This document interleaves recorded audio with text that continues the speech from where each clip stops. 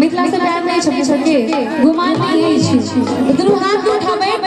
जितने मां बहन से कृपया अपना साथ हम सबके जयकारा हो जाए बोले जय जवानो मैया की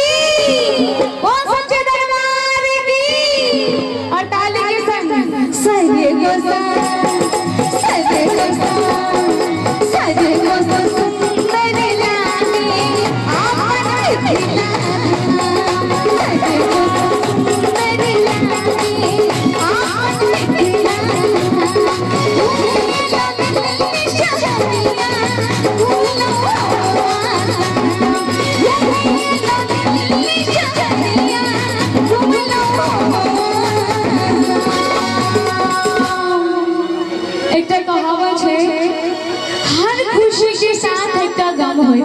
हर खुशी के साथ एक गम होइत अछि और ताली तो वह बजाबै छै